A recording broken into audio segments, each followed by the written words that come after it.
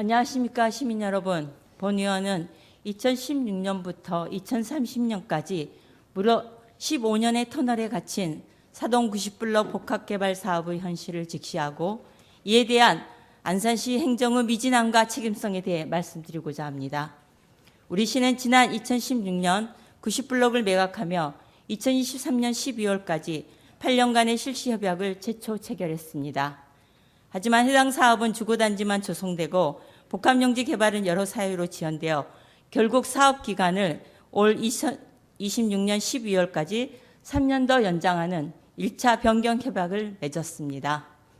이후 최근까지 아무런 진척이 없더니 갑작스레 근본 임시회에서 1410세대의 공동주택 추가 허용과 함께 개발 기간을 2030년 12월까지 4년 더 연장하겠다는 2차 협약 변경안이 보고되었습니다. 무려 15년의 사업 지연으로 인한 그 피해와 피로감은 고스란히 시민들의 몫이 되었습니다. 협약서엔 모름지기 쌍방의 입장이 구체적으로 반영되어야 합니다. 그럼에도 2023년 말 1차 변경됐던 협약서엔 개발 사업자의 입장에서 사업 기간만 연장됐을 뿐 정작 안산시의 입장의 실질적 조항 변경은 담아내지 못했다는 답답한 아쉬움이 큽니다. 그런 이유에서 2030년까지 4년 연장을 요구하는 이번 2차 변경 협약 과정에 본 의원은 우려가 클 수밖에 없습니다. 이번 협약만큼은 시의 입장이 명확히 반영되어야 하기 때문입니다. 특히 협약의 본질이자 핵심인 공공기여와 개발이익 정산 사항을 잘 담아야 합니다.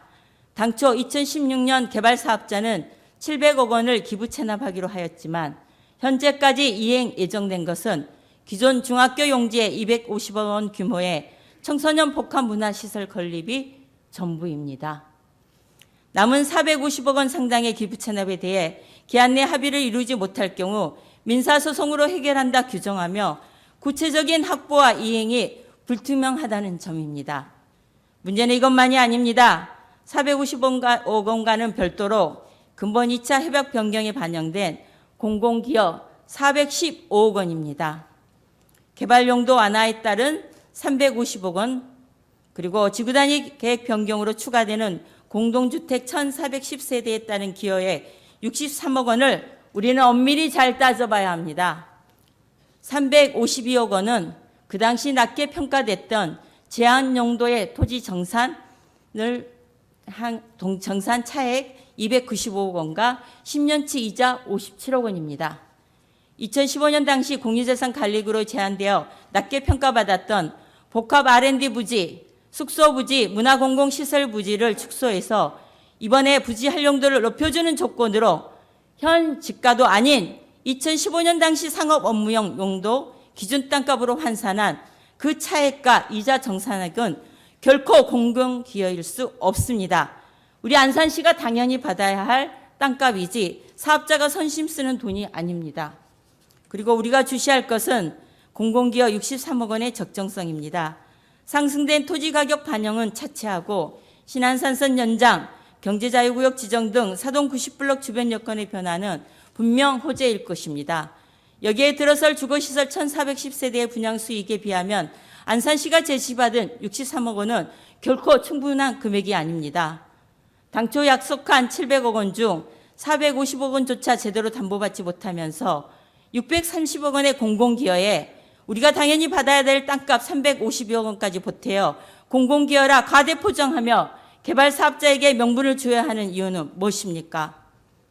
시 재정을 최우선으로 확보하기 위한 협상의 주체로서 맥없이 끌려가는 것이 아닌지 우려스럽습니다. 2차 협약 변경 계획이 언제부터 검토되고 추진된 것입니까? 장기간의 사업계획은 물론 변경될 수 있습니다. 하지만 이런 변화의 중심에 안산 시민의 이익과 시 재정 확보가 최우선되어야 할 것입니다. 공정한 협상 주도권을 행사하십시오. 개발 사업의 적정성 검증과 기존 미이행 기부 체납 450억 원에 대한 명확한 담보, 그리고 개발의 가치를 제대로 반영한 공공기여를 재산출해야 할 것입니다.